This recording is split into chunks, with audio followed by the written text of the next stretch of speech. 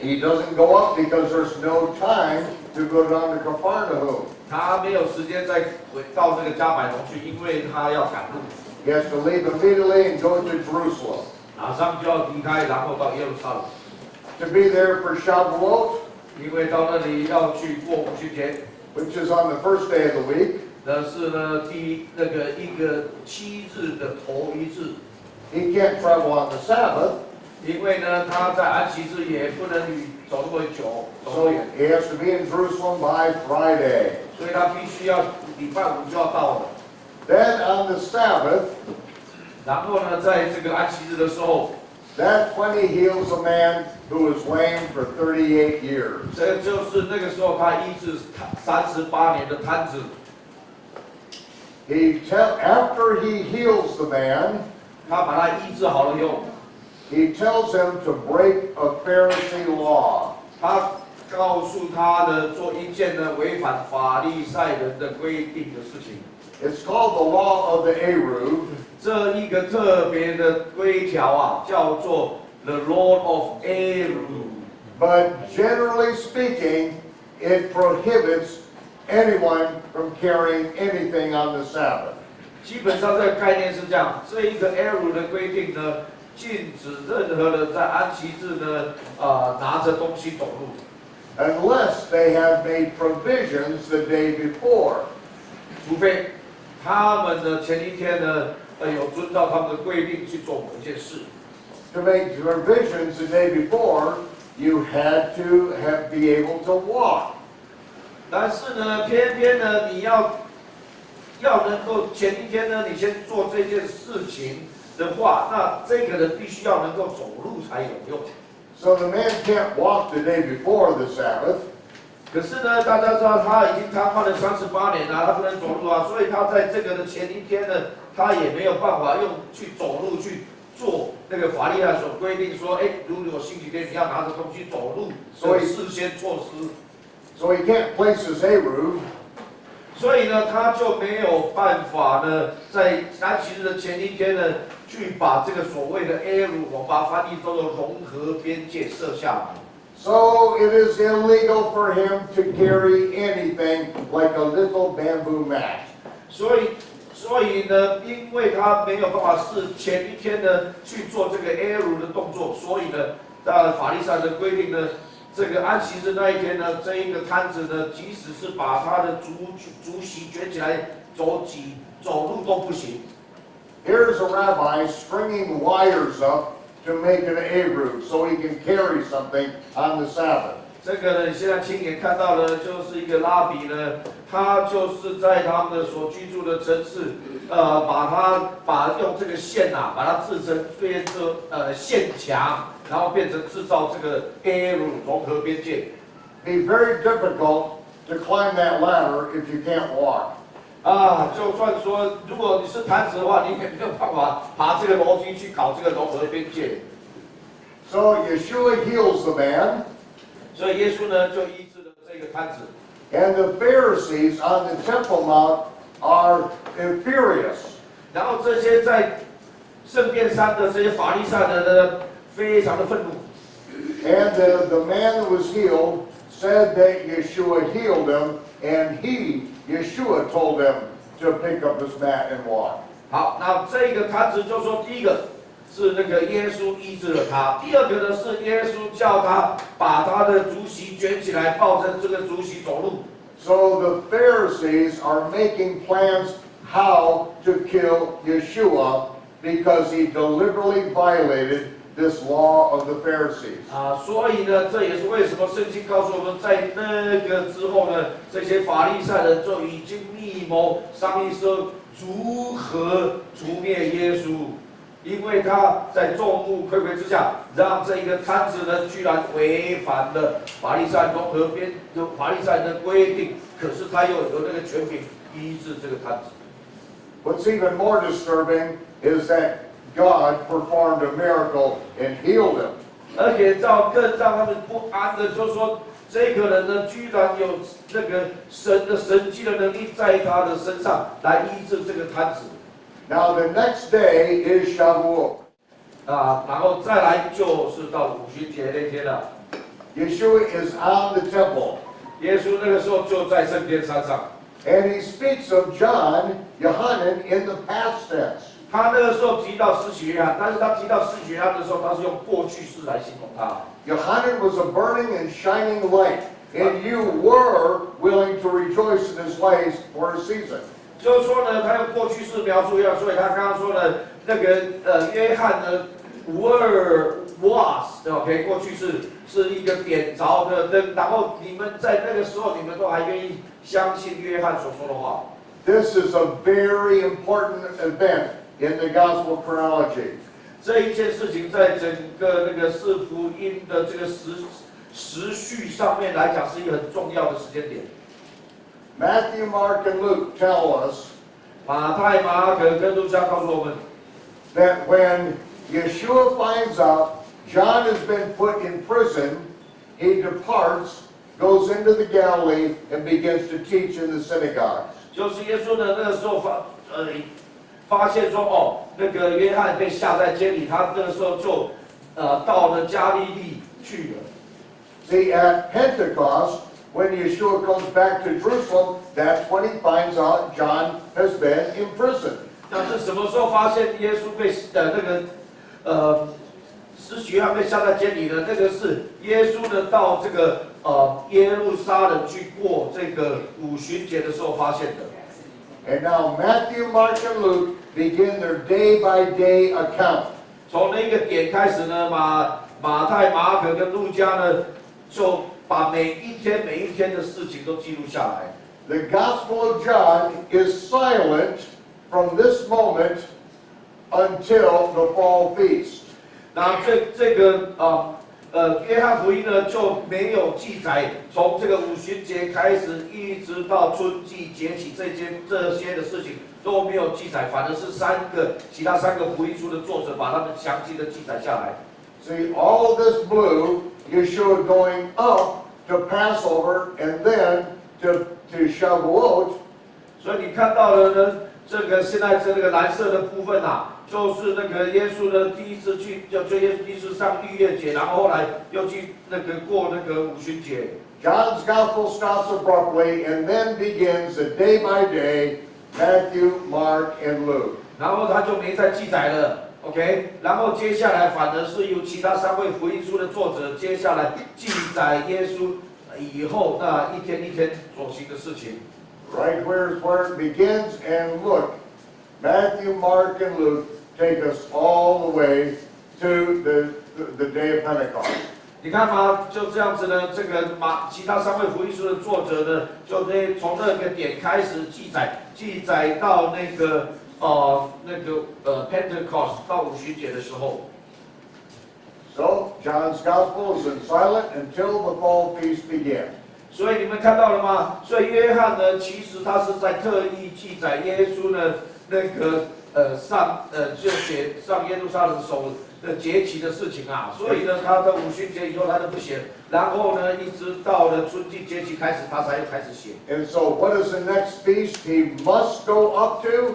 那五旬节之后到底是哪一个节他必须要去的？去耶路撒冷哪里亚呢？对不对？ That's right, tabernacles to God. Beautiful.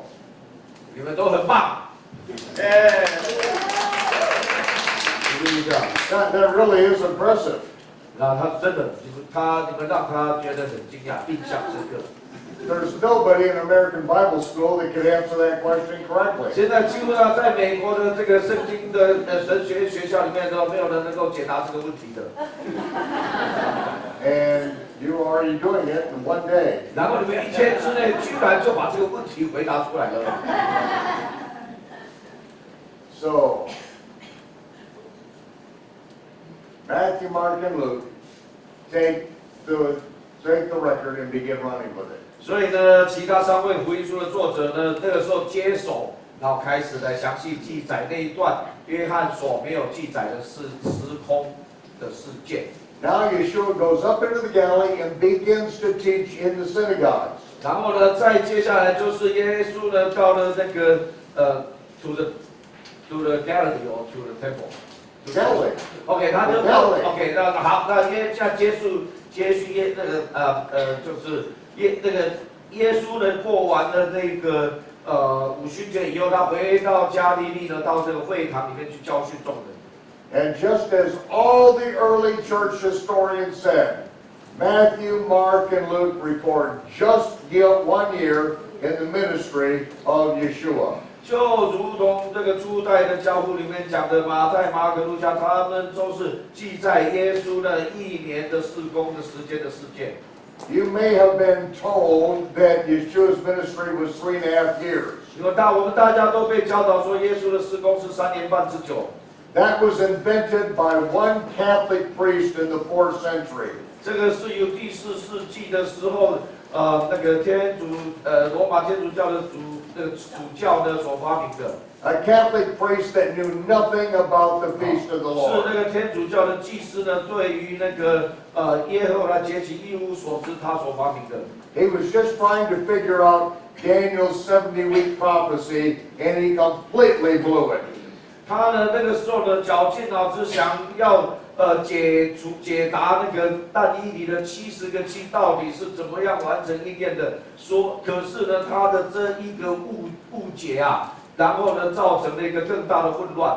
But even the Catholic Encyclopedia say that Matthew, Mark, and Luke just record 1 year and only 1 year. 但是呢，即使呢是在那个梵蒂冈的天主教的那个百科全书里面，你们自己可以去查，那个里面有讲到说呢，初代的教父们呢，他们都说耶稣的事工啊，大概就只有1年多的时间。The Catholic Encyclopedia says for 300 years there was not one dissenting opinion. His ministry was about 1 year. 在天主教自己的百科全书里面有写得很清楚，说呢，那个初代的这一些的教父的学者们都说，耶稣的事工呢，大概就是1年多的时间，不是3年半。And what I showed you, the 70-week ministry, that is the only way that you can get Passover on a correct date. 然后我现在呢，刚刚所展现给你的这个编年启示福音书的这一套整套的时间表，是唯一让你能够确切的知道说逾越节是落在哪一天的图表。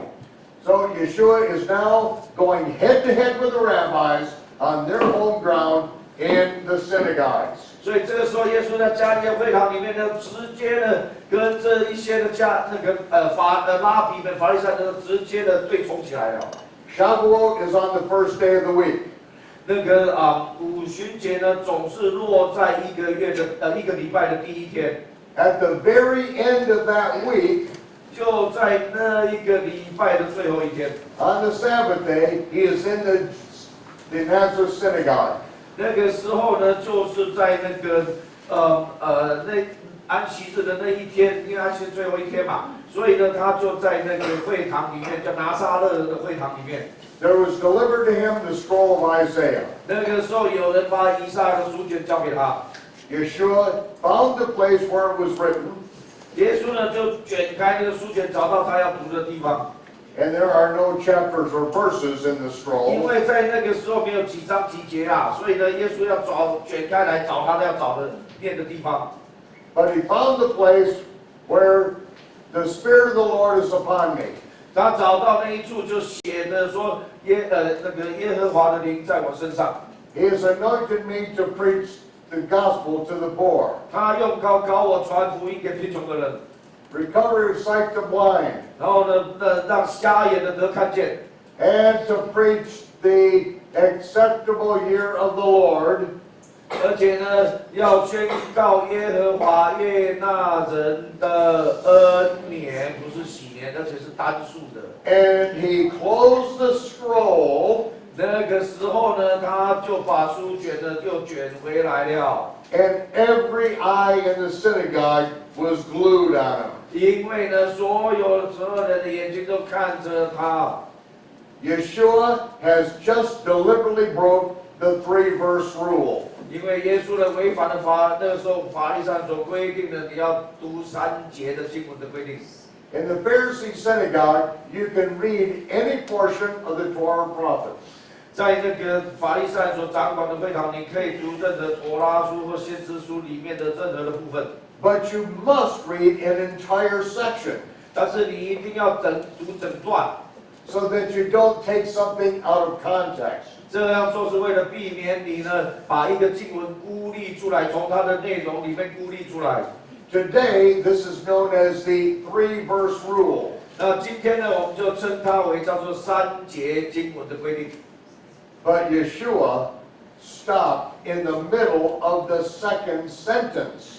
结果呢，耶稣呢居然就在引述以赛亚的这个经文的第2句的中间，他就停下来不讲了。 He was raised in the synagogue. He knows the rules. 耶稣从小在会堂长大，他知道很清楚这样的规定， And so he deliberately broke the rules 所以呢，他这么做是故意的、特意的。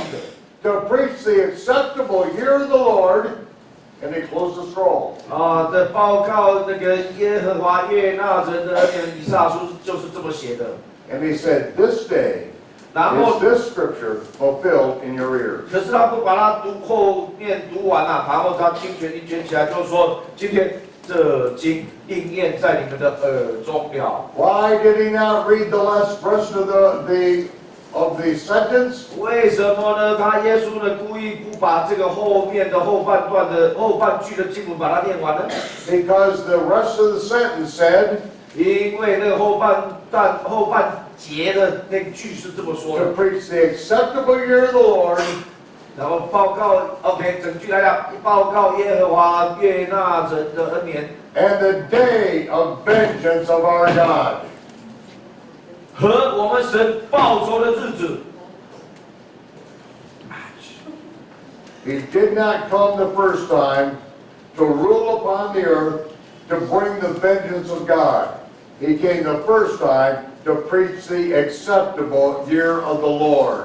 因为呢，这以赛这个经文呢，包含了2次的任务。他第一次来的任务呢，只是要在这里呢报告神悦纳人的恩典。那个至于后面呢，回来呢，要那个我们神报仇他的仇敌的日子，那个是他第2次来的时候才要做的任务。 Yeshua rightly divided the word of God. 所以呢，那个真的耶稣呢，是按着正义分解神的话，清清楚楚，一点不含糊。 And there it is. 那就在这里。 From, excuse me, right there. From Pentecost, Shavuot, 好，那个时候呢，大家记得吗？刚刚他讲那个耶稣说这经应验在你耳中的时候，那个是五旬节的节期的那个周末的那个节期最后的一天结束的那一天。 to Shavuot. 然后呢，从那一天开始算啊，一直到隔年的那个五旬节。 This is the acceptable year of the Lord. 那个隔年的五旬节就是圣灵降临的日子啊，所以从耶稣宣告的那一天开始，一直到那个五旬节圣灵降临啊，这一刚好不多不少，就是整整1年。这1年就是先知以赛亚所讲的，报告耶和华悦纳人的恩年单数。 So there it is. 好，就是这么清楚。 Now what are we doing here? 然后现在我们要做什么呢？ No, you tell me. 然后你告诉我。Okay. 好。 So, who does Yeshua meet when he goes up to the feast of Shavuot? OK， 那个耶稣呢，去那个耶路撒冷过这个五旬节的时候呢，他是要碰到谁？ Remember, just before the feast, he heals the wealthy man's son who is dying. 就在那个五旬节之前呢，他把那个妇人的儿子给他医治好了。 Now, who is going to be at the feast? 那现在呢，谁会在这个五旬节里面呢？ That boy who is going to die. 就是那个本来要死掉没死掉那个儿子啊。 Do you think that wealthy man is going to look Yeshua up? 你想想看吧，在那个场合里面，这个有钱人啊，他那个时候岂不是更要在那里寻找耶稣吗？ He's going to say, "This is my son. He was the one who was dying last week." 他就是会在那里呢，因为知道耶稣一定会那个耶路撒冷过五旬节啊，所以他那时候一定会去特别找耶稣啊，说，夫子啊，就是这个呢，就是你医治好我那个本来要死掉的儿子啊，就上礼拜的事情而已。And now, 现在， after this incident in the Nazareth synagogue, 然后呢，就是说在这个拿撒勒的刚刚讲的会堂，耶稣呢，讲这个以撒的经文啊，这经应验在你们耳中那件事情以后， Yeshua moves down to Capernaum, 耶稣呢就再一次的回到了加百农， and it talks many times about his house in Capernaum. 然后呢，这些圣经里面多次的提到耶稣在加百农的房子。 Where did this house come from all of a sudden? 奇怪，怎么突然之间呢？耶稣在加百农呢，有房子住了。That wealthy man where Yeshua healed his son. 因为呢，就是由这个富有的人呢提供的，因为耶稣医治了他的儿子嘛。He says, I've got a condominium on the beach. 他就说：“哎呀，我在海边呢有一栋别墅啊。” I got a bungalow down by the Sea of Galilee. 就是在那个加利利的海边，风景奇美无比。 You need a place? My house is your house. 任何时候你想要找一个地方歇脚的话呢，哎呀，欢迎啊！我的家，我的别墅就是您的别墅。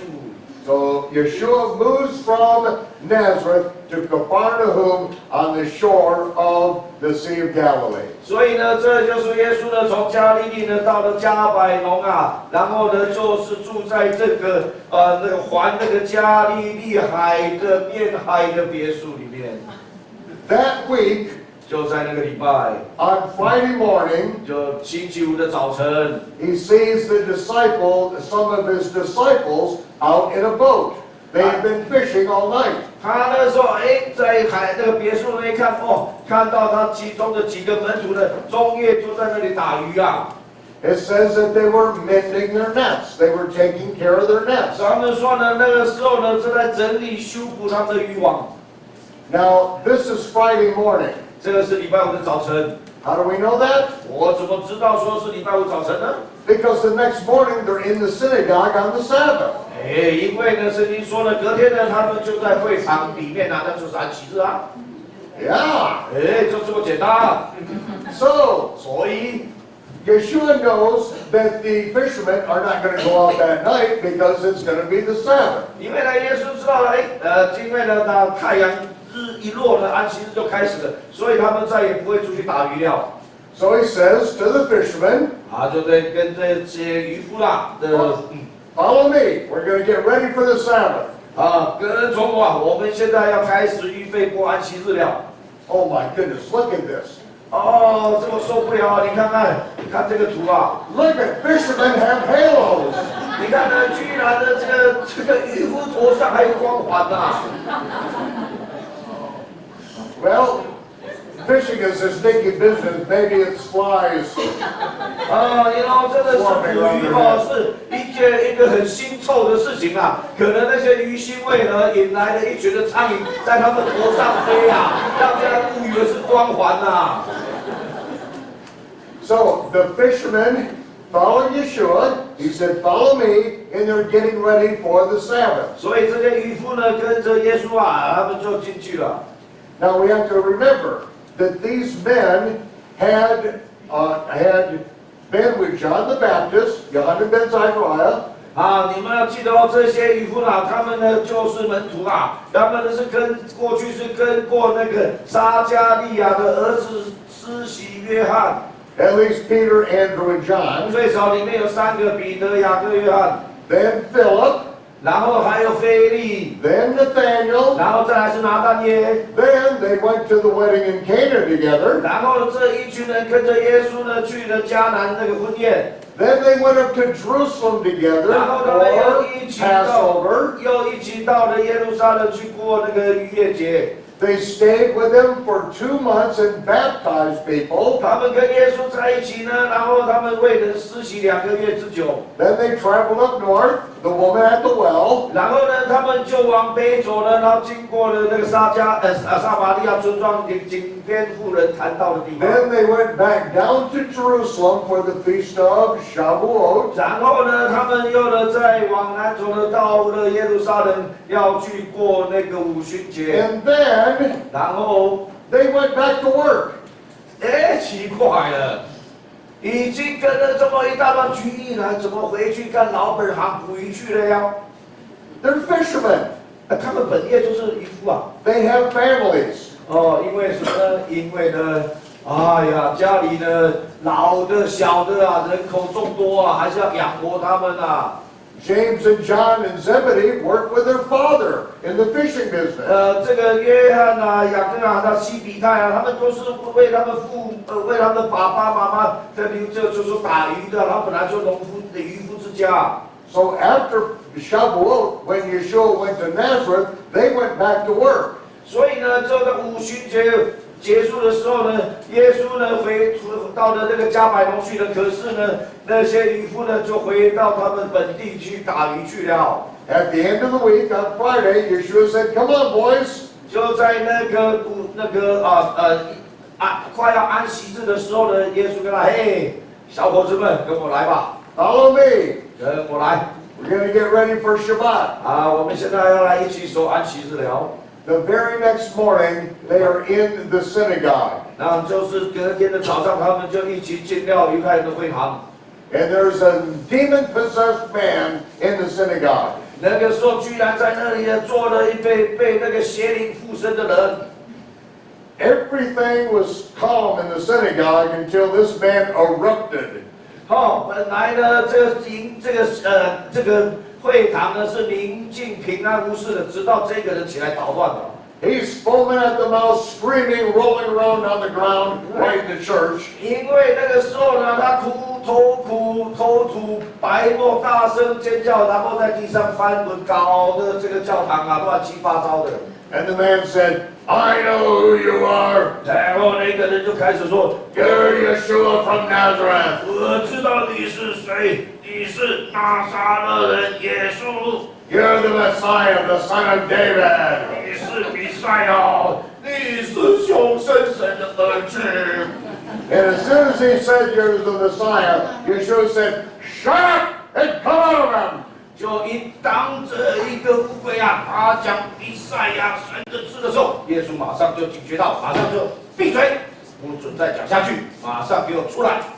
The demon threw him to the ground, tore him, and then came out of him. 然后呢，这一个邪灵呢，就把那个人摔倒在地上了。可是呢，这个邪灵就不得不出来了。 Wow, what a scene! 这些的会堂里面从来没有看过这样的马戏团的表演啊。They're not used to seeing this in the synagogue. 你知道他们在过去在会堂里面没有看过这样的事情哎。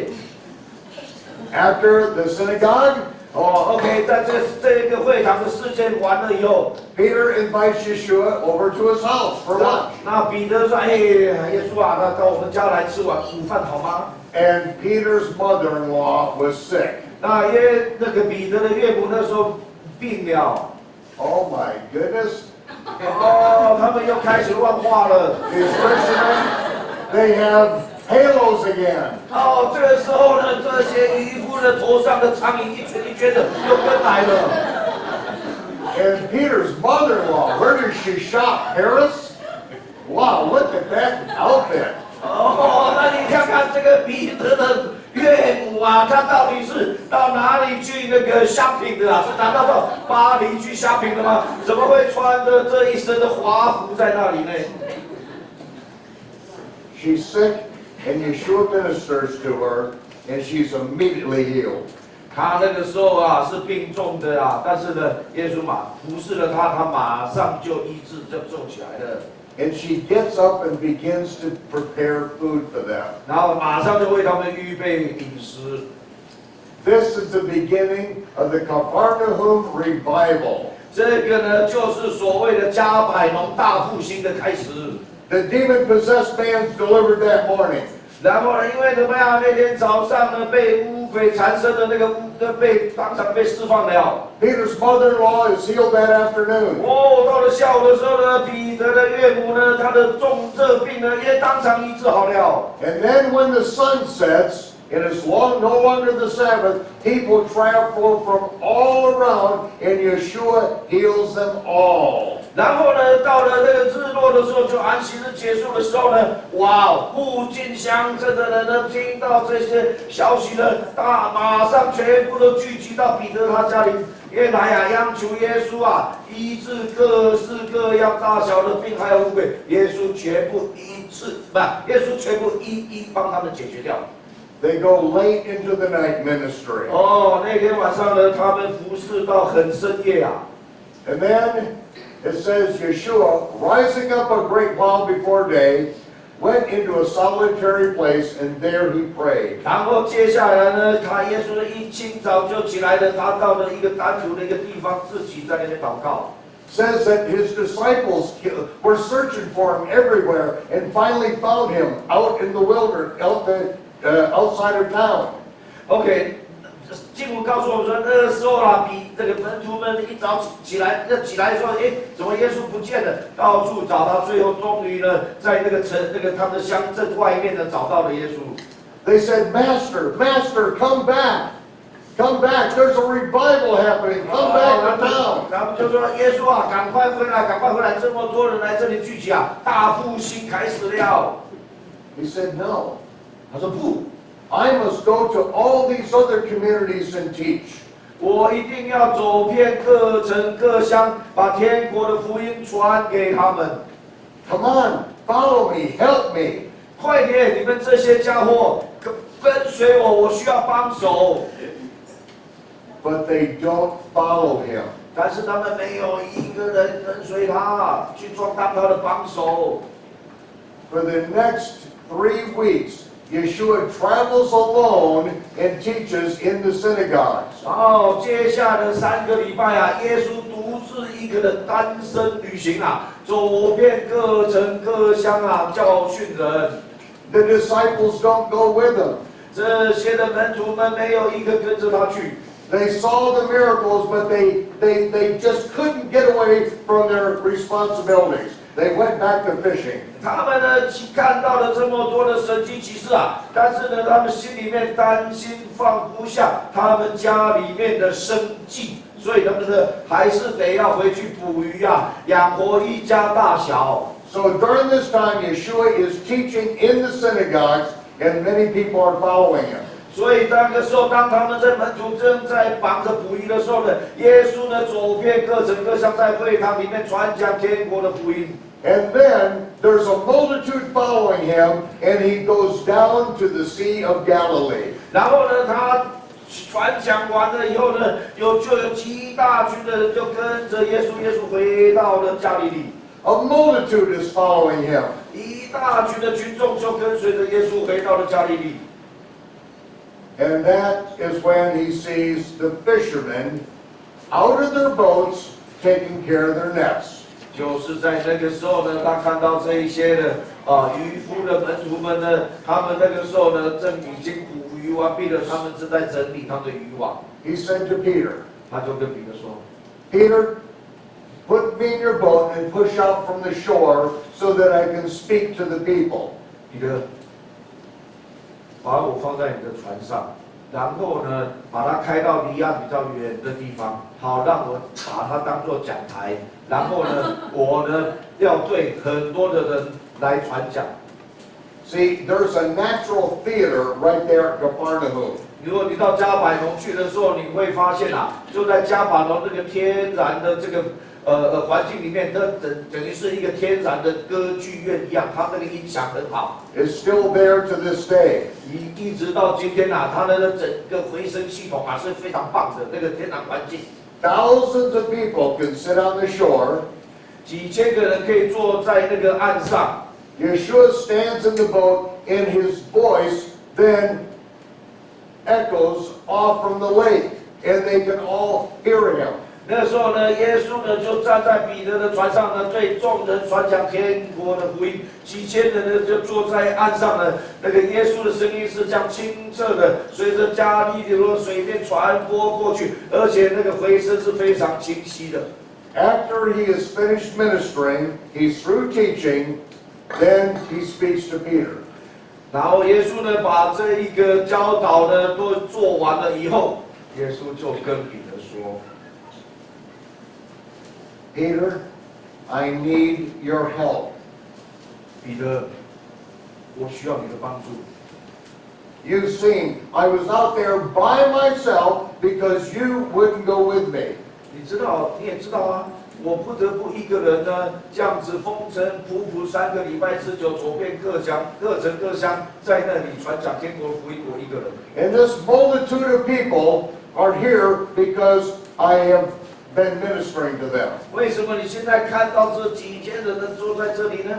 就是因为我去那里单身传讲福音，他们就听信了，他们就跟随我了。I asked you to follow me. Now will you follow me?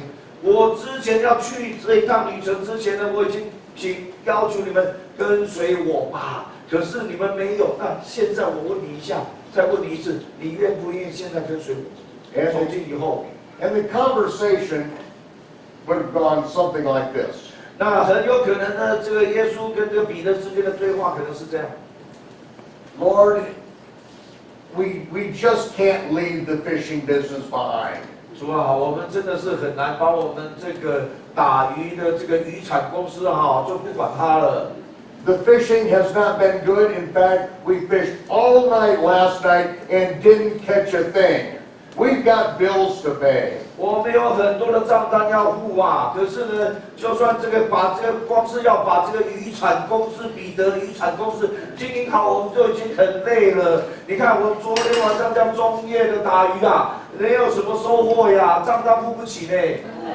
I don't know what you want from us. 我不晓得耶稣，你还要跟我要求什么？ We went up with you to the Feast of Passover, and we stayed for 2 months, and we helped you to immerse people. 我们已经尽了全力了，你看我们呢撇下我们自己的生意不做，我们就跟随2个月之久到那个那个逾越节，然后又是那个五旬节啊这些的，花了2个月的时间啊，我们是完全没有收入嘞。 We went up to Samaria, and we ministered with you there. 我们一起跟你到了撒玛利亚村庄啊，你叫我们是收割这一群白色的庄稼，我们也去收割了呀。 You said, follow me up to Shavuot, and we went up to Shavuot together. 然后呢，你们又叫我们跟你一起上耶路撒冷，再去过那个五旬节，我们也一起跟你去啊。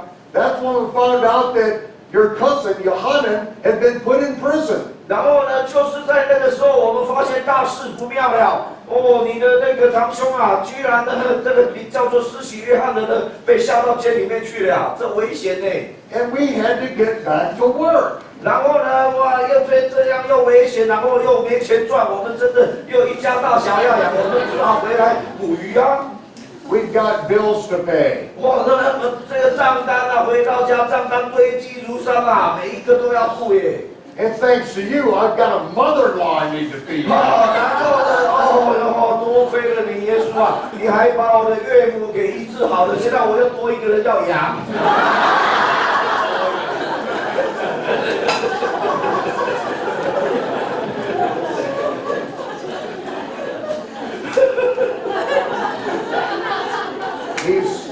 Peter and they're complaining about the economic conditions, and you can understand that. 你可以想象吗？彼得就在那里呀，满肚子牢骚啊，对着耶稣呢一五一十把牢骚都发尽了。你们可以想象，你如果是彼得，你可能会讲说啊。 Yeshua said, "You've got money problems." 耶稣说啊，你有财务上的困难吗？ Go in there, get your nets, and throw your nets out. Cast out your nets. 好，耶稣说这样吧，我帮你解决这个问题。你现在再一次的去把你的那个收起来的渔网啊，去把它拿出来，然后呢，你就撒在这个船的这一边。 Peter said, "Oh yeah, that's going to do a lot of good." 哦，那个彼得就说耶稣啊，拜托你那个外行人不要来教我们这些内行人怎么打鱼，好不好？ You just got here last week. Let me tell you something about the fishing business. OK， 你才刚刚来这边小住了1个礼拜而已啊，你对捕鱼这个行业是一窍不通的。我现在指点你迷津一下。 We fished all night and we didn't catch a thing. 我们中夜打鱼呢，一条鱼都没捕到。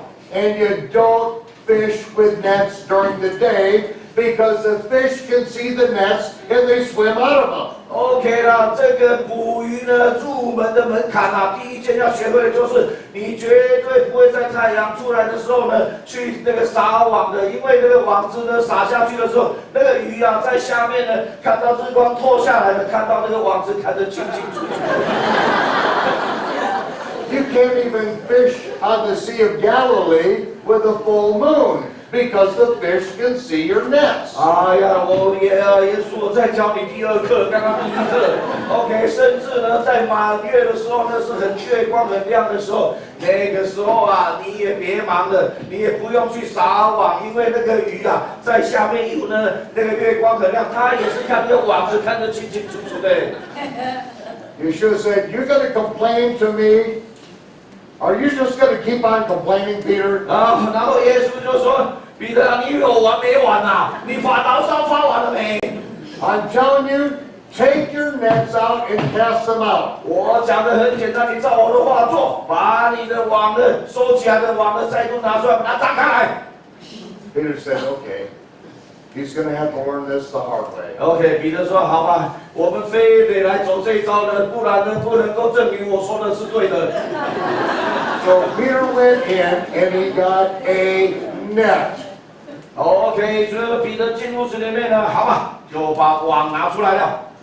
Not nets, he got one net. OK， 不是复数，是单数，就那么一张网，要好让耶稣学习彼得的功课。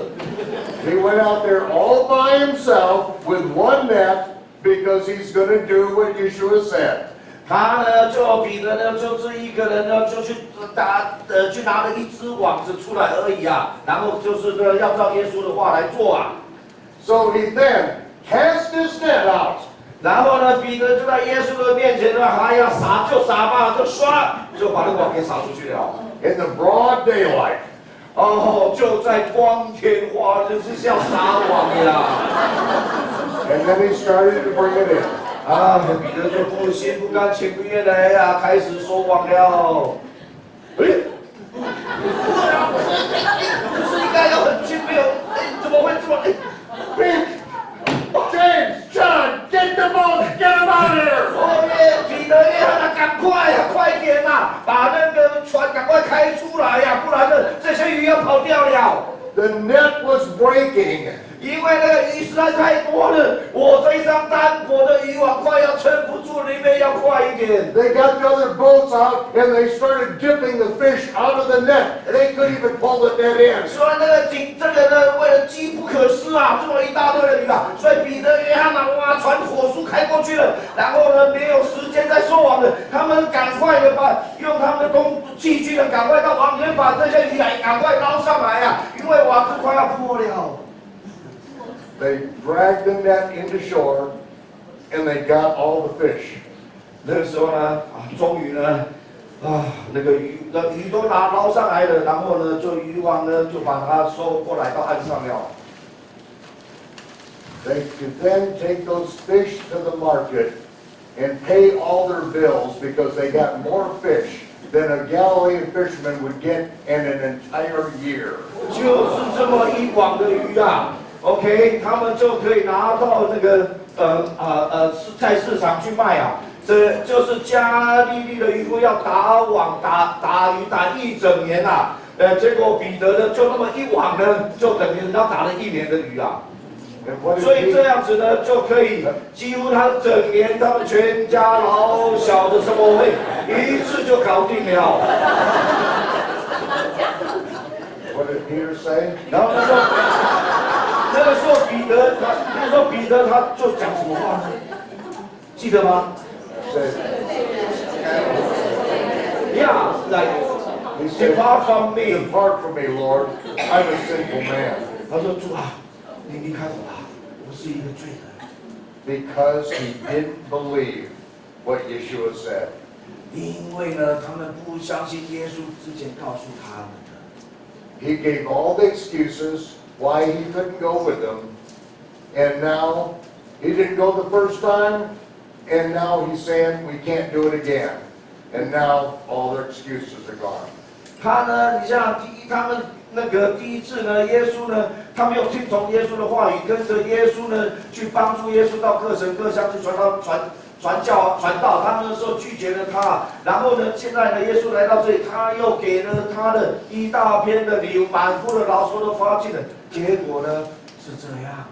Yeshua said, don't fear. From now on, you will catch men. 所以那时候耶稣就回答他说：“彼得，不要怕，从今以后你要得人如得鱼。” And it says then that they forsook their nets and followed him. 就是在那个时候，经文说他们就把他渔网就舍弃了，就跟随了耶稣。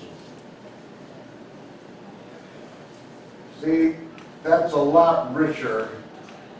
There's a lot more to it than just little words on the page. 你看到吗？圣经所要表达的，比只是那个简简单单的几句经文啊，要丰富很多。 And I probably wouldn't know this had I not been invited to go out on the Sea of Galilee in the middle of the night on a fishing boat. 我呢，我为什么了解这个呢？是因为呢，我有一个机会啊，因为我住在那里，然后呢，有被渔夫人们邀请到那个渔船上半夜去打鱼。 Now they use big steel nets and huge boats. 他们现在用的船是很大的呢，而且那网是铁网。 But we had to wait until there was no moon before we could go out fishing.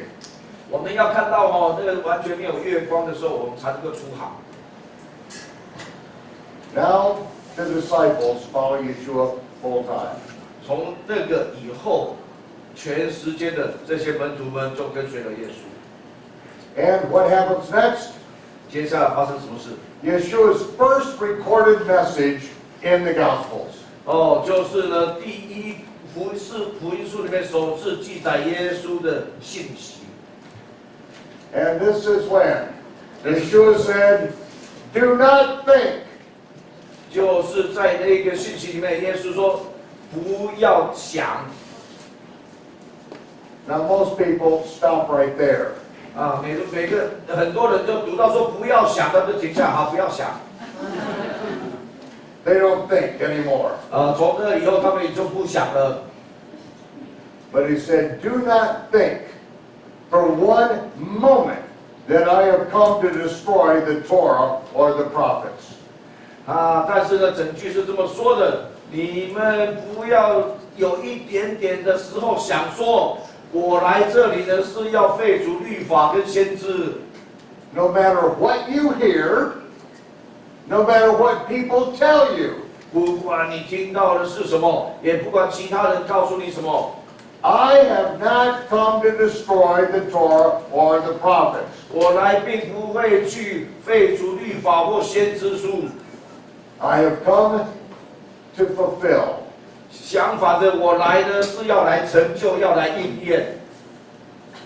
Till heaven and earth passes, one vowel or consonant now will not pass from the Torah till all is fulfilled. OK， 就是说呢，天地呢有一天呢都要废去了。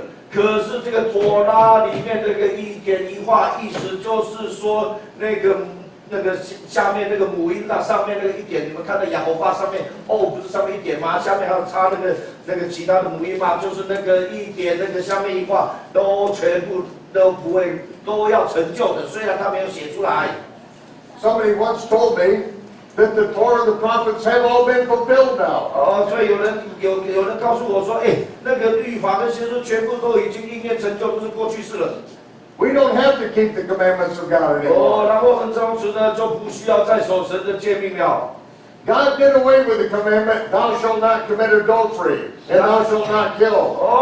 这样见我听他这样子讲了，那难道的意思说，神呢已经借着耶稣呢废除了妥拉，然后这个妥拉呢告诉我们说，你们不可杀人，你们不可以犯奸淫。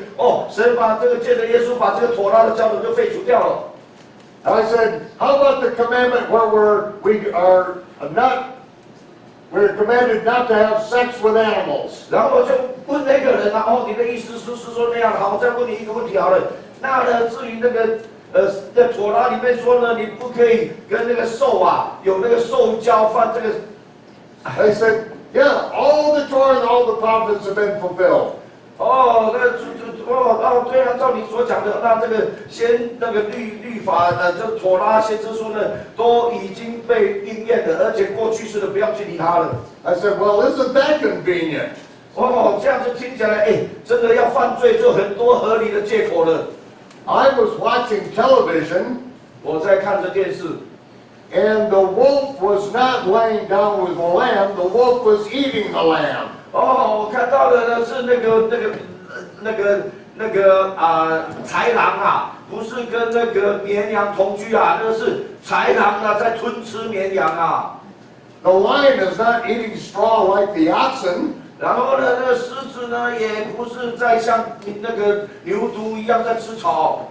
The tabernacle of David has not been rebuilt.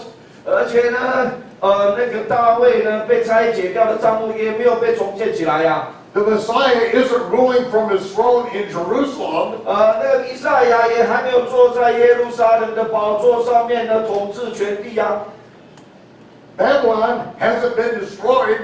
巴比伦呢还没有被毁灭。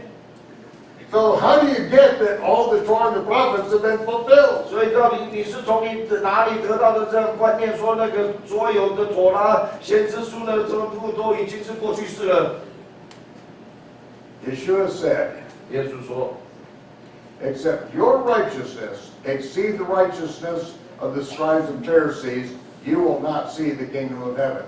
你们的义如果不胜过文士跟法利赛人的义，断不可进天国。 Now that's a brilliant statement for a Pharisee.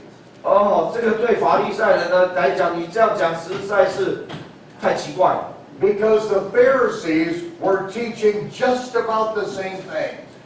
因为法利赛人呢，他们教导的也是同样的说法。 The Pharisees were teaching, if you break the commandments of God, you can be forgiven. 法利赛是这样教导，就是说呢，你如果违反了神妥拉的诫命的话，你可以被受到饶恕的。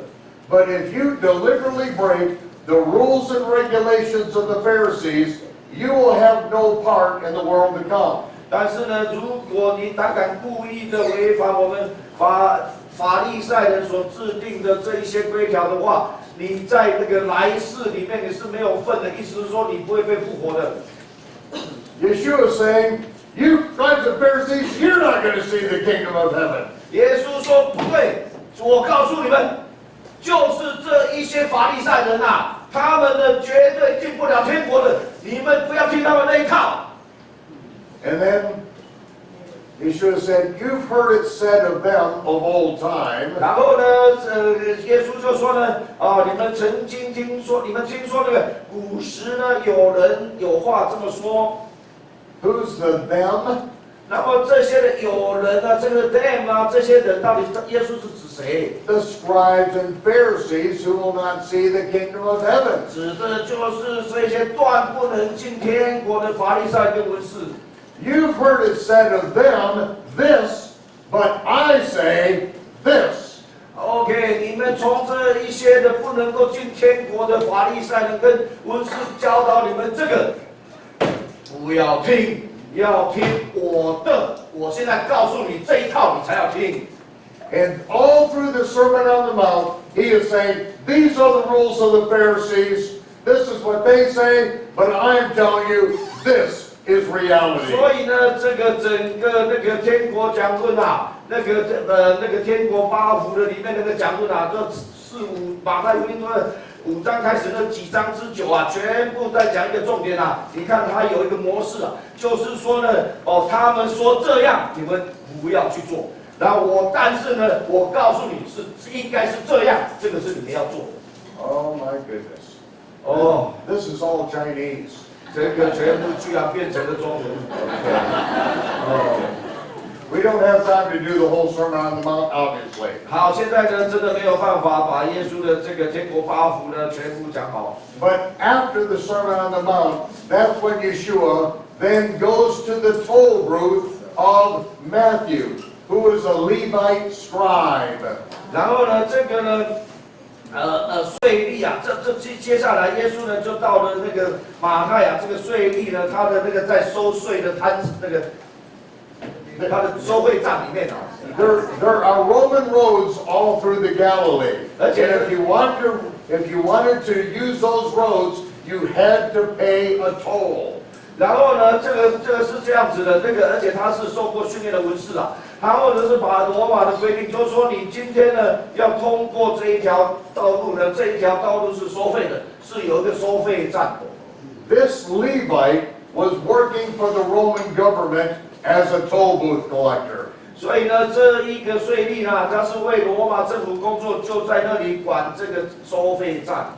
You remember, Matthew wrote his gospel in the Hebrew language. 还记得吗？我昨天跟你们说，约翰的弟子叫 Papias， 他说呢，当初呢，约翰呢写马太写马太福音呢是用希伯来文写的。Yeshua invited himself over to Matthew's for a big banquet that night. 马太呢没有邀请耶稣，耶稣自己邀请自己到马太家里面去参加他们的宴席。This is a big Jewish tradition. 这个是一个很大的犹太人的传统。When the new moon is sighted, we have a new moon feast. 就是说呢，当新月出现的那一天啊，我们呢会有一个新月的party。And at this feast, there were a lot of people there who didn't have halos. 然后呢，在那里呢，有很多人在那里做宴席上面，这些人头上都是没有光环的。A couple of you got it. 好，有一些人呢，你觉得懂了我这个笑话，你们开始笑了。Okay. 好。And after that night, Matthew never went back to work again. 就那一天晚上宴席之后啊，马太呢就再也没有再回去收费站去收费了。He was a Levite scribe, and he then followed Yeshua full time. 他呢是一个受过文士训练的税吏，他从此全职跟随耶稣。He was the one who recorded Yeshua's first message, the Sermon on the Mount. 他是第一个呢，把耶稣呢在这个天国八福讲论呢全部写下来的第一个讯息的人。Because he was there when Yeshua delivered the message. 因为他那时候当场就在那里。And then, 然后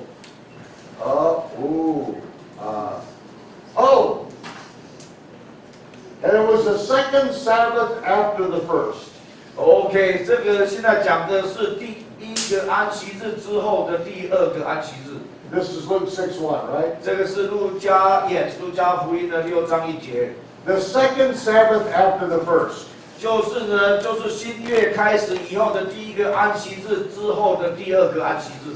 This is the craziest verse ever interpreted by a Gentile. 这个是呢外邦人的解释的最荒谬的一节。You can search through all the commentaries, and it's complete blithering idiocy. 你们呢可以说所有的解经家里面所解的全部都是解得一塌糊涂。I'm going to show you what it is. 我要告诉你们这一集节目到底在说什么。The second Sabbath after the first, they went through the grain fields and harvested, right? 就是说呢，经文告诉我们说第二个安息日，第一个安息日，经文是怎么讲？第二个安息的 after the first don't explain it. 哦， Just 不解释， interpret 不 me. 解释。好，就是说呢，那个第二个安息日之后 The second Sabbath after the first. It's Okay. very confusing. ，OK， Say that. OK， 这个很困，让人家搞得糊里糊涂的。就是说呢，第二个安息日呢是在第一之后。 And what is the first? 那到底这个第一 first 是说 The 什么？ new moon. 哎呀，这个 first 讲的是新月，就是那个月的开始的第一天。 The Rosh Chodesh feast that Yeshua was at Matthew's house. 就是呢，马太呢，耶稣那时候在马太他家里面所参与的那一个月的之首，就是一个月的第一天所举行的那个宴席。 Right there is the first. 就在那里呢，就是讲的就是那个月的第一天。 Here's the first Sabbath. 然后这是第一个安息日。 Here's the second Sabbath after the first. 然后再来呢，就是那个第二个安息日。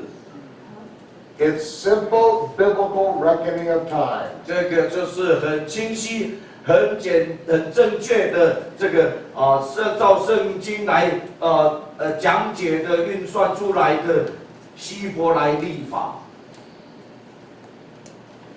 大家有没有还是模模糊糊？我再多讲一句话，就是呢，它就是从1号，就是那个月的1号叫做 first，OK？ 那个 first 呢？ 开始之后有一个安息日，然后呢，第一个安息日之后呢，还有个第二个安息日。OK， 这样清楚了哦。好。Okay. It's just a simple biblical reckoning of time. 为什么举这个例子？是要让你们告诉说，你们如果 And what happened on the second Sabbath after the first at Matthew's house? OK， 所以在马太福音呢那个月的第一天那个宴席之后的第二个安息日，那发生什么事？ Yeshua and his disciples went through a field of grain and plucked the ears of corn. 就是在那个时候，耶稣跟他们门徒们到了麦田然后呢开始呢掐了麦穗。 Some of the Pharisees were irate. They said, "Why do your disciples do that which is not lawful on the Sabbath?" 有一些法利赛就很生气，就质问耶稣为什么门徒呢在安息日做这一件不合法的事情呢？ Now,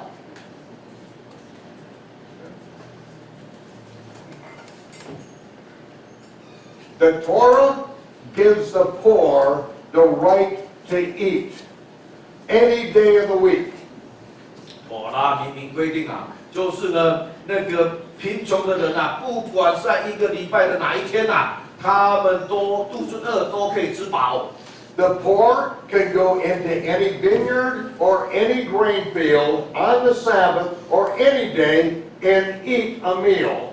就是这些贫穷的人，因为没有东西吃，可是呢，妥拉就给他们允许到在每7天的任何一天，包括安息日，你可以进到葡萄园或者到麦田里面呢，你可以在那里饱餐一顿。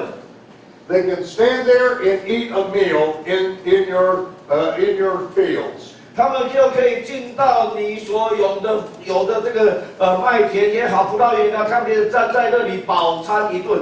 But they can't harvest and put it in a bag and carry it away and take it to the market and sell it. 但是呢，他们不能够带自己的脸盆什么的，在那里吃完了还把你收割了一下，装满了免得拿到那个菜市场去卖，不可以的。 But this is God's provision for the poor in the land of Israel. 这个呢，就是神呢对于以色列全地的贫穷人的供应。 It's true to this very day. 一直到今天，这都还是真实的。 Jew, Gentile, it doesn't matter. If you're hungry, you can go into a field and you can eat, or into a vineyard and eat a meal. 不管你的身份是犹太人还是外邦人都不管，只要你肚子饿了，你可以到人家的那个园子里面去呢，站在那里饱餐一顿。 But 可是 these rabbis made takanot. 这些拉比人呢，居然做了一条，他看到这样的规条出来。 Takanot is a Hebrew word. 他看到呢，这个本身是希伯来的一个术语。It means laws enacted by the Pharisees that change or negate biblical law. 就是说呢，这个他看到是由法利赛人他们所制定的，这个制定出来的这个他看到呢，他们会那个违反了，或者是忽略了那个妥拉的规定。So the Pharisees said that if you were to pluck grain on the Sabbath, you are harvesting. That is forbidden. 所以呢，法利赛人就这么规定啊。他说，你如果在安息日的时候呢，你去掐麦穗啊，那个呢就代表你在收割啊。所以呢，这个是不允许的。When you then run the grain together and blow away the chaff, you are winnowing. That is forbidden on the Sabbath. 这个呢，那个呢，如果呢，然后接下来你这个动作你要搓嘛，对不对？搓那个麦穗呢，把那个糠跟坯糠弄掉，壳弄掉嘛。然后说呢，这个呢，你就是在去糠坯，又是做工。And when you stand there and chew the grain, you are now grinding. And grinding is forbidden on the Sabbath. 然后你站在那里，在那边再把这个谷粒放在你的嘴巴里面，再咬说，哎。你那时候是在磨麦粒，哎，这个又是做工，安息日不准许的。That's what they were saying, that Yeshua and his disciples were breaking the Torah. 这个呢，就是他们质问耶稣说：“你的门徒里面所做的这一些不合安息日规定的事情，就是指刚刚所讲的。” No, they were breaking the Takanot. The laws that the rabbis added that they're never allowed to add. 所以呢，耶稣的门徒呢，并没有违反妥拉的规定，相反的，耶稣的门徒呢，违反的是法利赛人本来就不应该加添的塔卡诺。Okay. Now, on the same Sabbath, he goes into their synagogue. 就在同一个安息日，耶稣就进教会旁。There's a man with a withered hand. 他们呢安排了一个呢，这个手都枯的人坐在那里。They're wanting to accuse Yeshua, so they said, "Is it lawful to heal on the Sabbath?" 所以呢，他们就在设下这个陷阱呢，要来陷害耶稣啊。所以就跟耶稣说：“哎，在安息日治病到底是可以还是不可以？” He doesn't even have to answer them. 耶稣根本懒得回答他们啊。Because if he heals on the Sabbath, he's breaking their law. 因为呢，如果他医治的这一个枯干的手呢，就是代表说呢，他已经那个违反了法利赛所规定的塔卡诺。So he said, "Stretch forth your hand." 所以耶稣呢，就直接说：“手伸出来吧。” And it was made whole as the other. 结果那手一伸出来，哎呦，全部都医好了。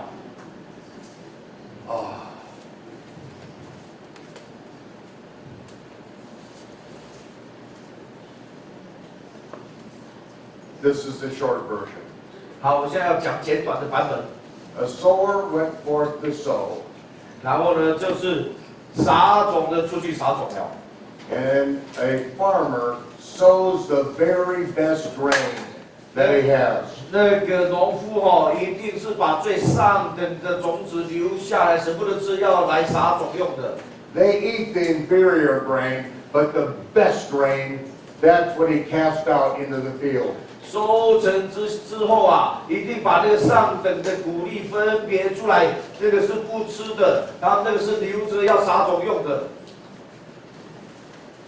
And he said, most of it isn't going to amount to anything. 然后耶稣这个比喻里面说啊，其实这样子撒种出去，有很多的虽然撒上好的种子，但是有很多都不会结果子。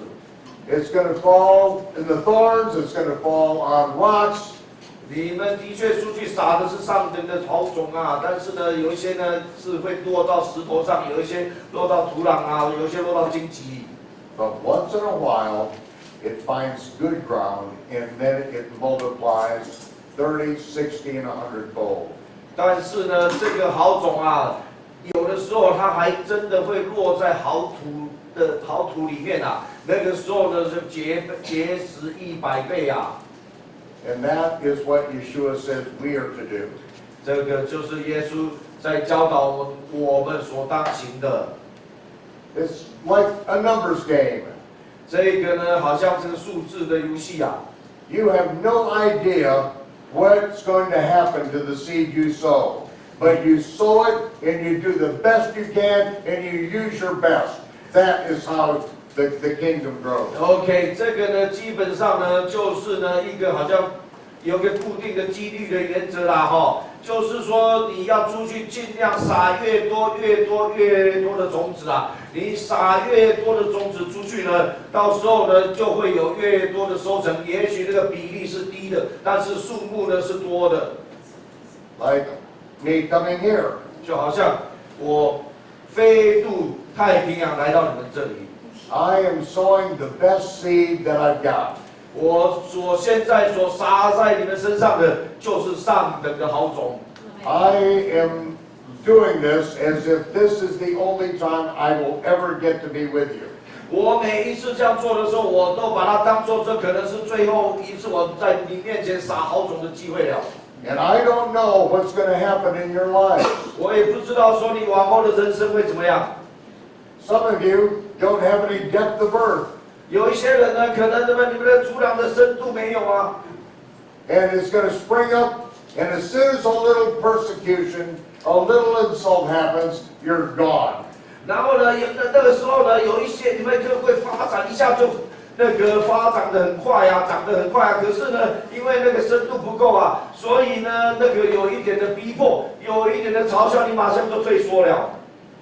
Some, though, is finding good, deep ground, and it is going to bring forth an incredible harvest here in Taiwan and around the world because of you.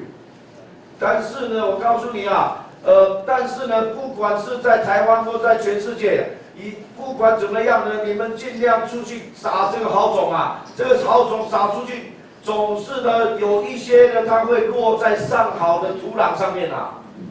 Oh, I forgot to say. 忘记说。Those with the stony ground, they left and they're not back here. 还有呢，这个刚刚离开我们去的呢，因为是落在石头上面的，他们离开了。开玩笑的，都是开玩笑的，千万不要当真。Then Yeshua heals a man on the Sabbath by putting spit on his eyes. 然后呢，接下来耶稣行的这一件，把医治生来是瞎眼的，他医治的手法呢是吐唾沫。You can read about it in the chronological Gospels. 然后你们可以在这本中文即将发行的中文版的《四福音书编年体》里面找到。The rabbis absolutely forbid putting saliva on one's eyes on the Sabbath.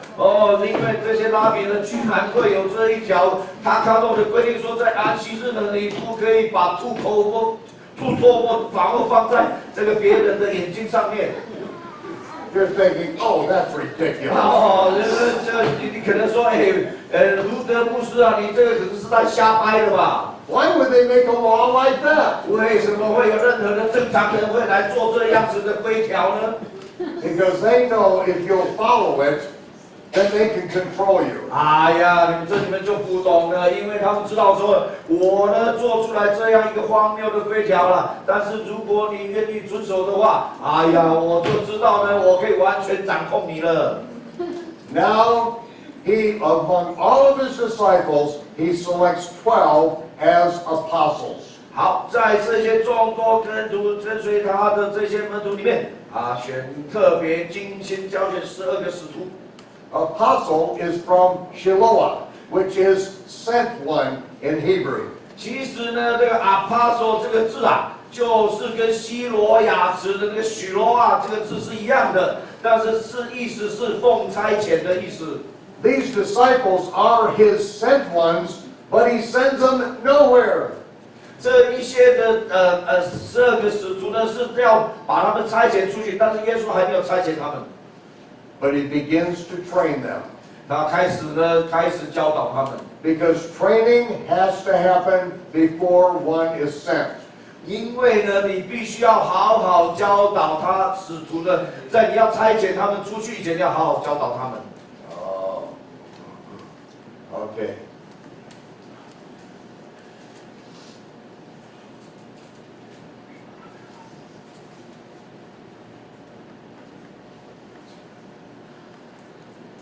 He's going to be sending them out in the 6th month, which is 2 months from now. And these 2 months are intense training. 然后呢，就是说呢，他在那个训练他们完了以后呢，那个在4个月以后，他就所以说他要6个月之后，他要送他们出去。During this time, John's disciples, Yohanan's disciples, come to Yeshua.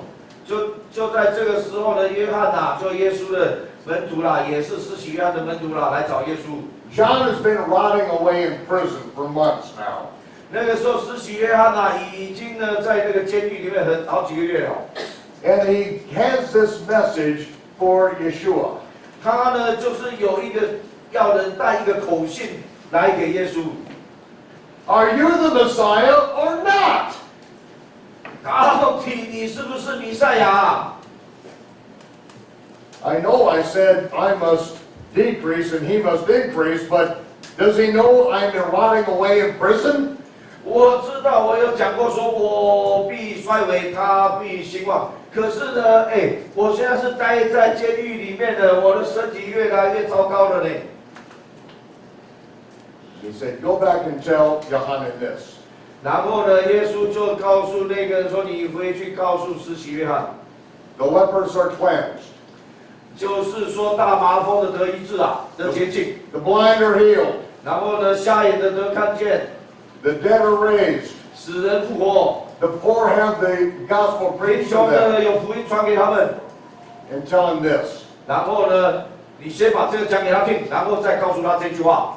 Blessed is he that's not offended in me.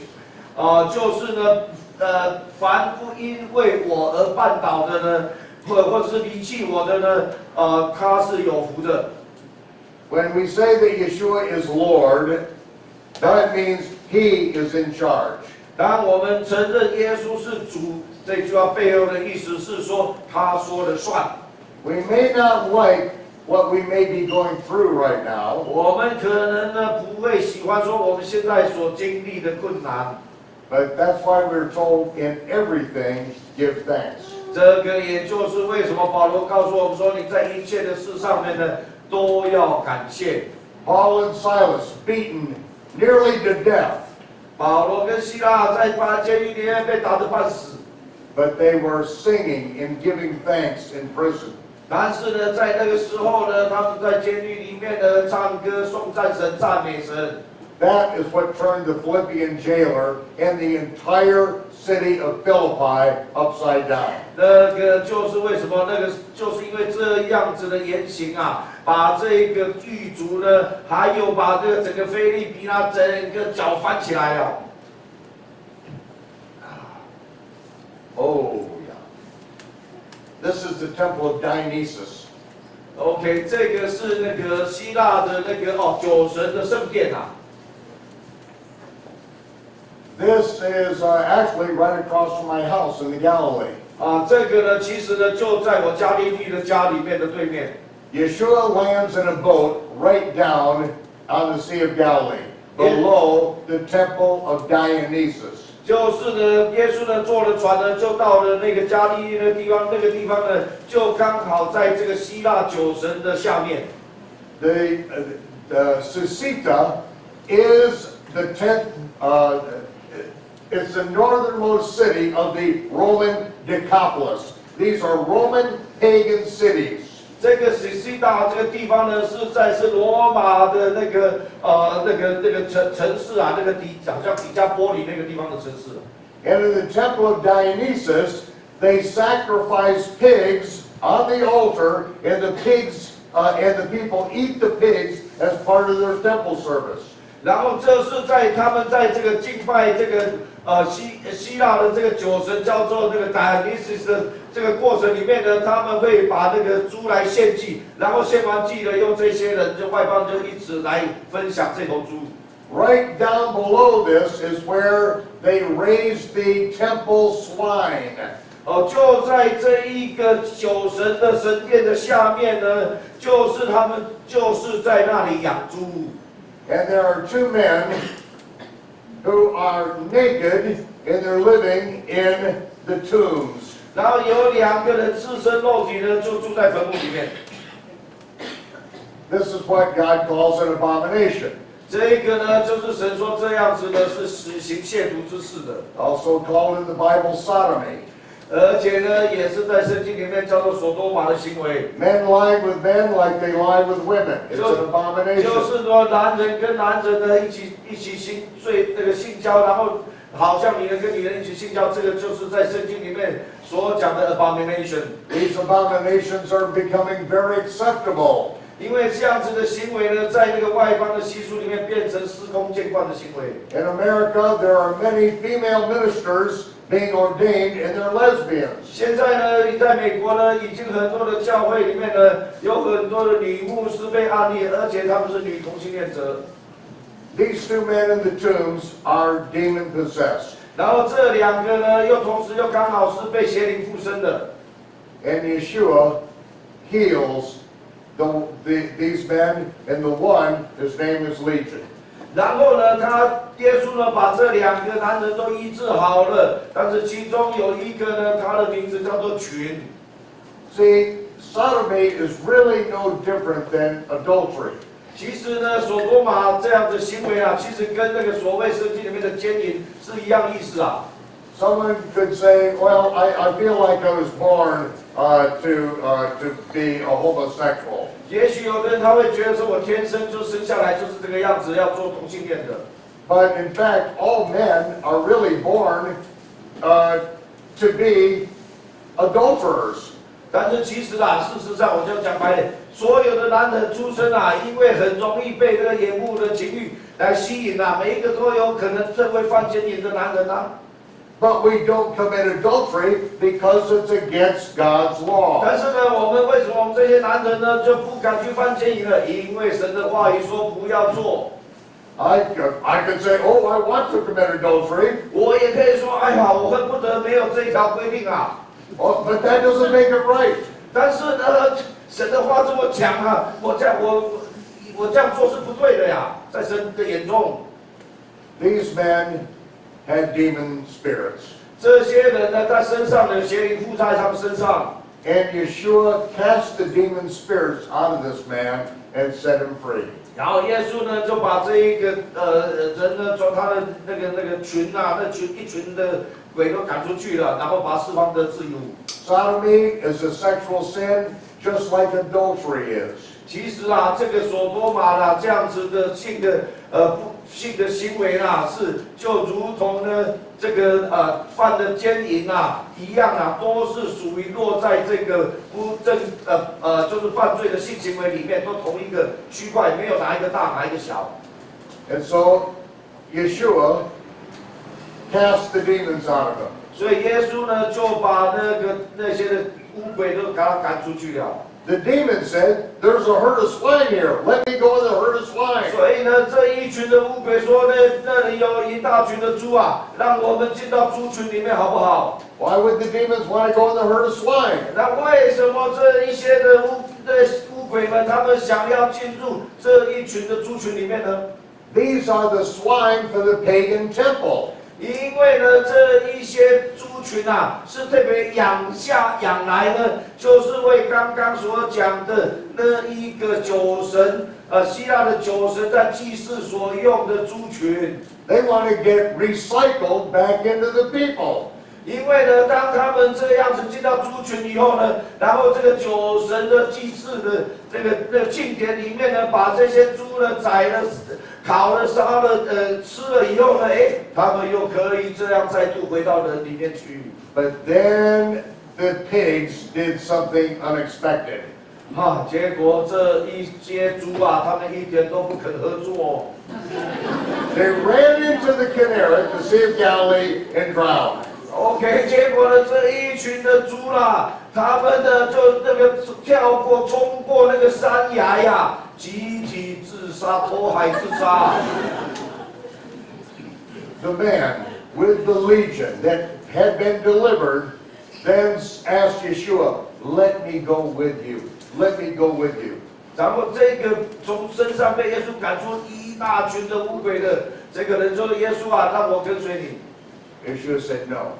耶稣说不， Go home and tell your parents and your family and your friends that you have been delivered." 回去告诉你的父母、你的亲朋好友说，你现在已经被主给释放了。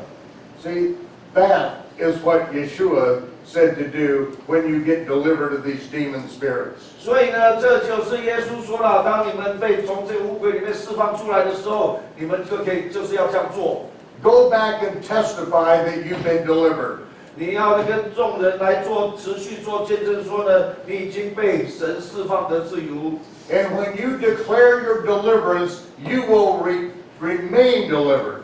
当你持续的来做见证，说你已经释放得自由了，你就会一直持续在释放得自由的里面。 You've got to fight for it. You don't want those demons coming back with more and worse demons, because then the latter state is worse than the beginning. 你必须要这样持续不断的见证，做见证来做征战，因为你不想要停止下来，放弃掉，以至于呢，那个被赶出去的这个鬼啊，又出去找了一大堆的比他更恶的，然后更多的又跑回来住到你身上。 That's a beautiful story. 这是一个美好的故事。 I know and I've ministered to many people, homosexuals, and they have received their deliverance. 我也服侍过一些的同性恋者，他们也真的是得着了医治。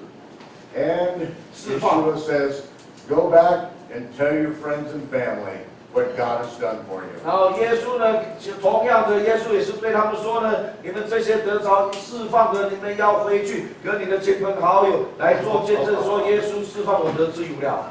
Oh, in the King James it says, the people of the village came down, and when they saw that the pigs were destroyed, they besought Yeshua that he would depart from them. 就在这个新订版的圣经啊，这边指出来说，哇，这个村庄养猪的这个村庄啊，他们呢看到这居然呢，他们辛辛苦苦的可以高价卖出去的这些圣猪们呢，居然呢集体投海自杀的，他们就跑来跟耶稣讲说：拜托拜托，你不要再待在我们这里了。 That's a mild word, besought. Besought， what They is it？ besought. besought 就是央求，就是苦苦的哀求。 They just lost $100,000 of temple pigs. They're screaming at him, "Get out of here! Get out of here!" 他们呢，其实 besought 这个字啊，尽量 besought 这个字不是苦苦哀求啦，因为眼看着他们价值10万美金的这些的那个殿祭祀这个殿有神的这些猪群啊，养得肥肥壮，结果全部投海自杀，10万美金全部泡在海水里面了。他们就跟耶稣说：“你赶快给我火速离开呀！” We're going to close. We're going to close. We're going to take a break for 2 minutes. 好，我们呢马上要结束了，我 In 现在 Messiah. 现在要休息2分钟。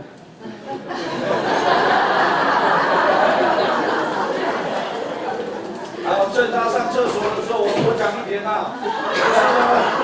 OK， 我们就讲到那个尼哥底母啊，按照耶稣讲到猪手节，对不对？好的，耶稣呢就跟他说，血肉失去了，不能够承受神的国，对不对？然后呢，尼哥底母说，怎么又可以人既然生了，怎么回到母腹再出生？这个表面上看起来是一个很愚蠢的问答，对不对？可是尼哥底母是那个很有学问的这个法利赛人啊。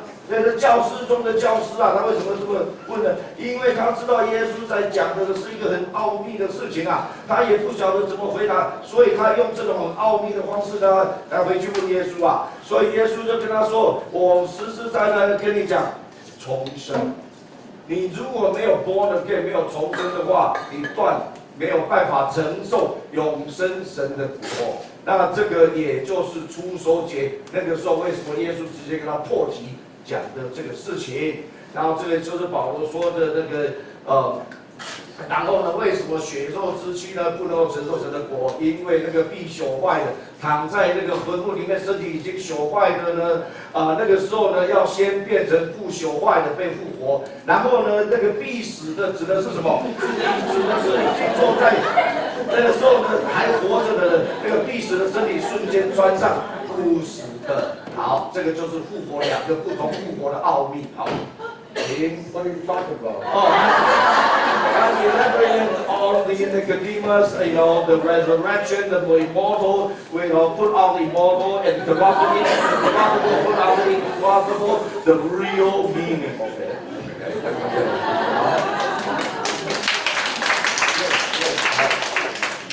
Okay.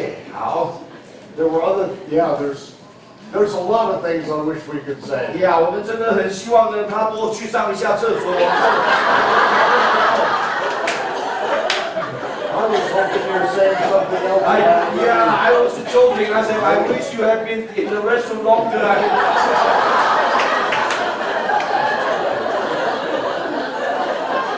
哎呀，当基督徒啦，就是这么好玩呐。OK， 大家不要装得很严肃的样子。 So then he sends these 12 out. 所以呢，那时候耶稣呢就差遣12个使徒出去。 And he says, 然后他说， what does it say? 那上面说的就是呢 ，OK，he sent them to preach the gospel of the kingdom of heaven. Oh, okay, right. Preach the gospel of the kingdom, heal the lepers, 然后呢，医治那个大麻风， cleanse lepers, heal the sick, 洁净大麻风，医治生病的。 and preach the gospel of the kingdom. 然后呢，传天国的福音。 So here they are being sent out and they're preaching the gospel of the kingdom, and it's still 9 months before the resurrection. 那个时候，他送他们出去呢，差遣他们去这样子做这些神迹奇事来传讲、印证天国的福音。可是呢，那个时候距离耶稣呢要受死复活升天还有9个月之久啊。 Then they all gathered together at the end of the 6th month. 然后呢，就在他们就6个月之后呢，他们又重新聚集回来。 Why the end of the 6th month? 为什么在这个第6个月的结束的时候又聚集呢？ Because what happens on the first day of the 7th month? 然后你们还记得吗？就是在那个第7个月的第1天啊，是发生什么事情？ The day of trumpets. 那一天叫做吹角节。 And so, just before the day of trumpets, 就在那个吹角节之前， they all get back together in the Galilee. 他们又再度回到加利利聚集。 The 12 have been out there in the cities, and now they're bringing, and there's a multitude coming together. 这一次呢是12个使徒才派出去到各乡城镇，然后呢，很多人听到天国的福音呢，就跟随着他们回到了加利利。 And this is when he feeds 5,000 men plus women and children. 就是在那个时候呢，耶稣呢那个喂饱了5000人呐，还有另外再加妇女跟小孩没有算进去。Oh, great. You took away all of the English. At that time, the Passover Jew is near. Is at Oh, okay. All right. This is the 6th month. And the feeding of the 5,000 takes place now. 这个呢是第6个月，而且呢就是在那个喂饱5000人这个事件发生的时候。 Great. There we go. Okay. All right.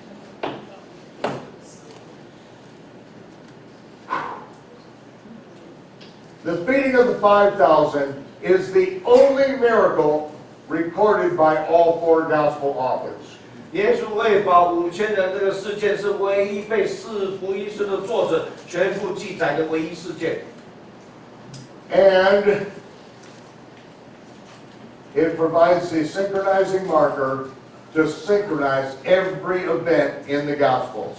这一个单一4个福音书完全记载的事件，就提供了把4福音书的事件呢，能够把它共同整部的一个标志，我们把它翻译有个整部时标啦，时间的标志点啦，大家可以跟着那个靠拢对齐过来，就可以把时间照时间表一直把这些事件画出来。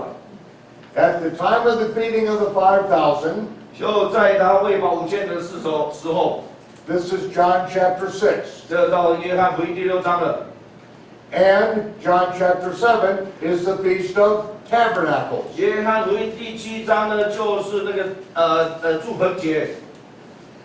The Feast of the Feeding of the 5,000 is the 9th chapter of Luke. 这个呢，喂饱5000的神迹是在记载在路加福音第9章。 The Feast of Tabernacles is the 9th chapter of Luke. 逾越节记载在路加福音第9章。对不起，那个祝棚节。But somebody inserted some words in the ancient Greek text in the 4th century.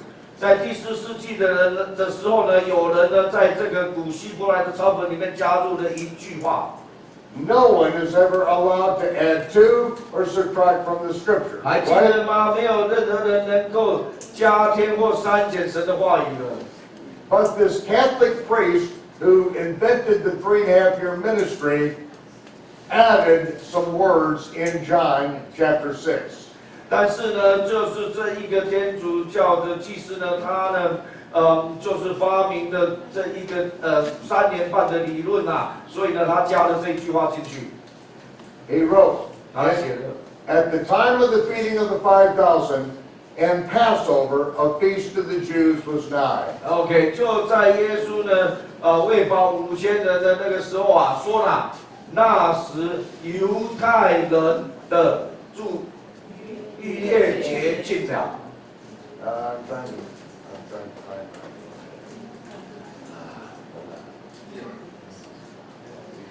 Okay. All right. Here is the timeline. 好，这就是时间表。 John chapter 2 is Passover. 约翰福音第2章是逾越节。 John chapter 12 is the last Passover. 约翰福音第12章是最后一个逾越节。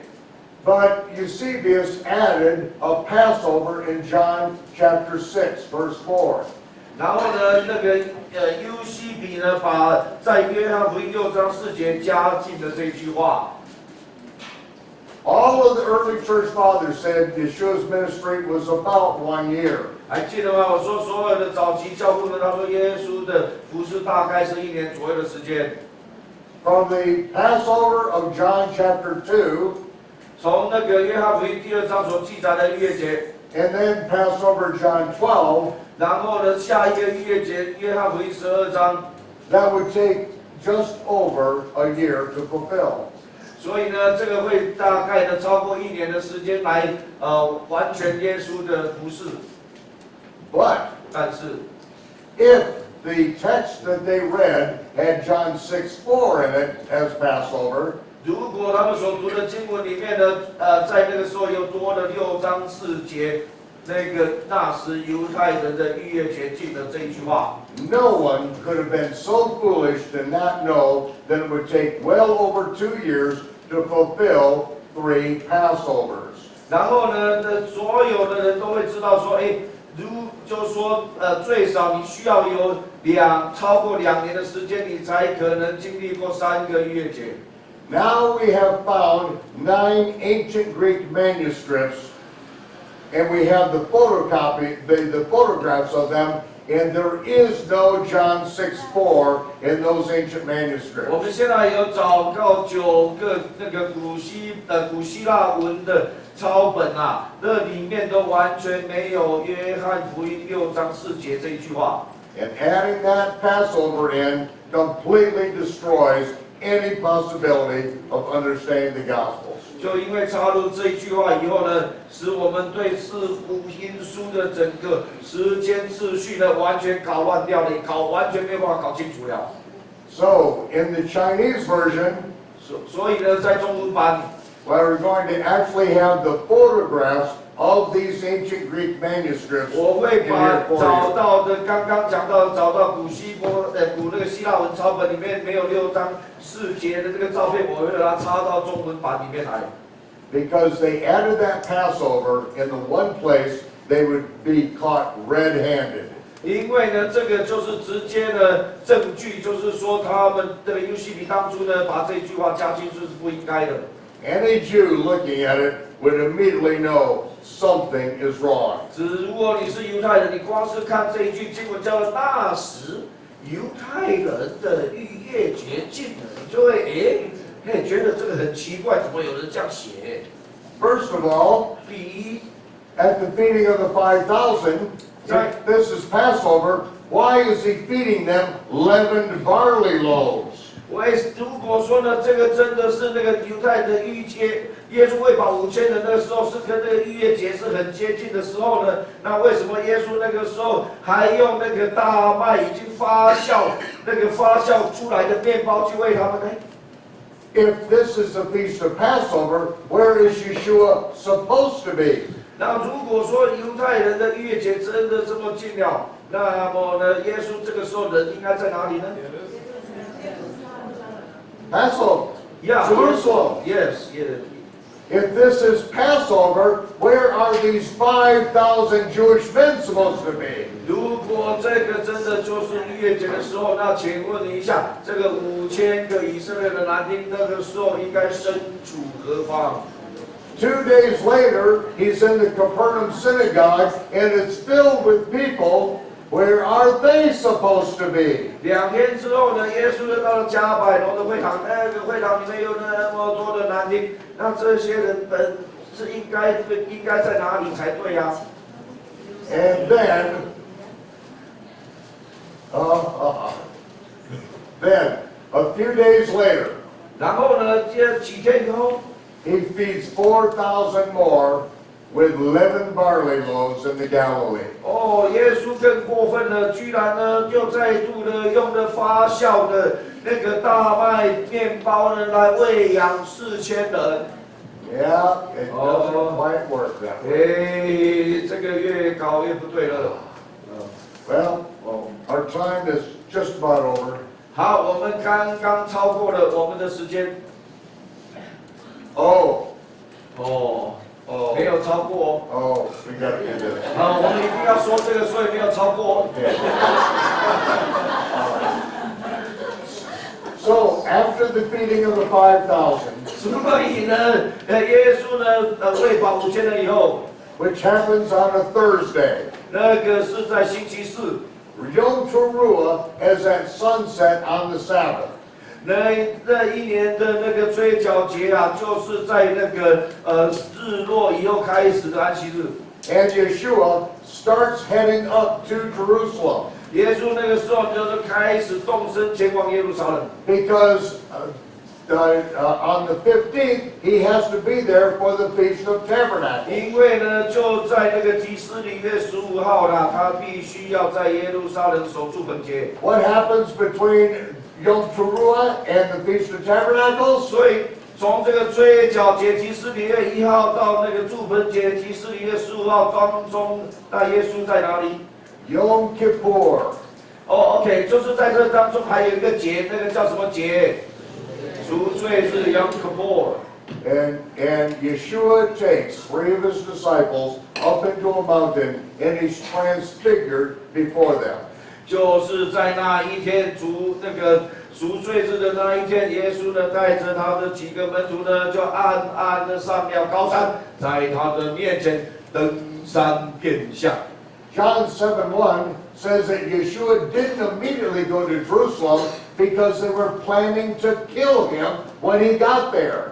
那个时候，约翰福音7章第1节特别告诉我们说，耶稣那个时候没有明的速的动身，因为他知道说那些的法利赛人呢已经等在耶路撒冷，他一到就要把他除灭。 So he sends all of his other disciples and family up ahead, but he just stays with a few of his disciples. 所以呢，他那个时候就把他的家人还有其他大批的门徒就差遣他们先去了，他不跟他们去，他只有跟那个随身的几个门徒在一起。On the Day of Atonement, 就在那个赎罪日的当天， Moses and Elijah appear in a vision to them. 摩西跟以利亚呢，就在异象中显现出来了。And his disciples say, Lord, it's good for us to be here. 然后这个门徒说：“哎呀，主啊，我们在这里真是好的无比啊！ You know, they want to kill you at Jerusalem. 你知道吗？他们现在一大批的杀手已经等在耶路撒冷了，等着你一到就要把你除掉耶！ Let's build 3 sukkahs here. 哎呀，咱们还是不要上耶路撒冷去，干嘛去淌这趟浑水？到底一定要到那边去过住盆节呢？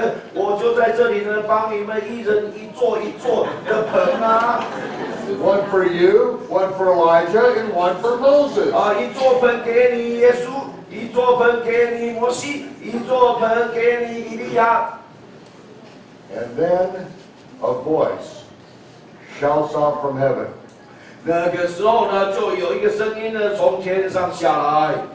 This is my beloved Son, in whom I'm well pleased. 这是我的爱子，是我所喜悦的。 Listen to him. You guys have some really stupid ideas. 你们要好，你们要听从他的话，不要在那边乱出馊主意。 And so he says, follow me, boys, we're going up to Jerusalem. 所以呢，耶稣跟他说了：“跟从我吧，我们还是要往耶路撒冷去。” Is this Luke 9:51? The rejection of the Samaritan. Oh, okay. Oh, here's Luke 9:51. I hope we got some English here. 路加福音9章51节哦，耶稣被接上天的日子哦。Okay. 这个又不得不讲了。 Luke 9:51. 路加福音啊9章51节。Luke 9:51. 路加9章51节。 What does it say in Chinese? 在那个中 When 文 the time of his ascension up into heaven, 这个呢 Yeshua set his face to go to Jerusalem. OK， 那个中文呢是这样讲的，那个耶稣呢被接上升的日子到了，耶稣就定义了朝耶路撒冷走过去。 Wait. What is this? The time for him to ascend up into heaven.